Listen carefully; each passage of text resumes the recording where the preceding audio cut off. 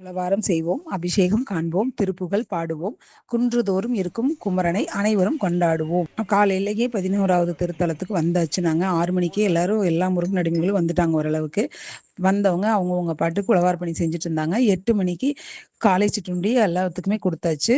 காலை சிற்றுண்டியா சேமியா கிச்சடியும் தேங்காய் சட்னி, ஒரு ஜிலேபி, இதுதான் காலை சுற்றுண்டி. வயிறு நிறைஞ்சதையும் மனசு நிறைஞ்சு எல்லாருமே பொறுப்பா சிறப்பா வேலை செஞ்சுட்டு இருக்காங்க.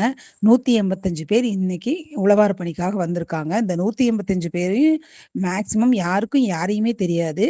முருகன் தொண்டே சிறந்த தொண்டு அப்படின்னு சொல்லி எல்லாமே பணி செய்ய வந்துட்டாங்க.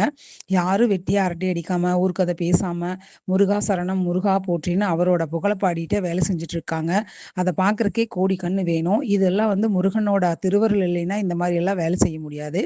இந்த கோயில் எங்க இருக்குன்னு பார்த்தீங்கன்னா, ஈரோடு மாவட்டம் கோபி வட்டம் கருங்காடு கிராமத்துல பாலதண்டாயுதபாணி கோவில் தான் இந்த கோவில்.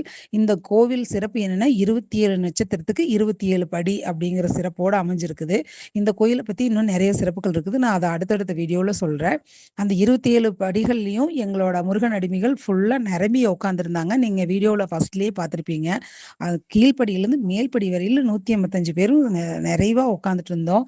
இந்த மாசம் நிறைய பொது தொண்டர்கள் எல்லாம் சேர்ந்திருக்காங்க. இது 11வது தலம். இங்க சிறப்பா இன்னும் 2 புதிய காரியங்கள் முருகனோட அருளால தொடங்கப்பட்டிருக்குது. அது என்னன்னு கேட்டீங்கன்னா, கோமாதா பூஜை தான். இதுவரையில எங்கேயும் கோமாதா பூஜை செய்யல முருகன் அடிமைகள் சார்பா. இந்த தடவை கோமாதா பூஜை நடந்திருக்கு. அப்புறம் ஒரு 2 மரக்கன்று 4 மரக்கன்று அப்படிதான் நட்டிட்டு இருந்தோம்.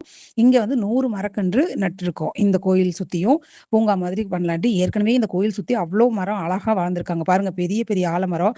அதை கிளீன் பண்றதுக்கே எங்களுக்கு சரியா இருந்துச்சு. குப்பை அவ்வளோ குப்பை இருந்துச்சு. ஆனா காத்து சுத்தமான காத்து அவ்வளோ நல்லா இருக்குது. இதெல்லாம் முடியும் போது 11:30 ஆயிடுச்சு.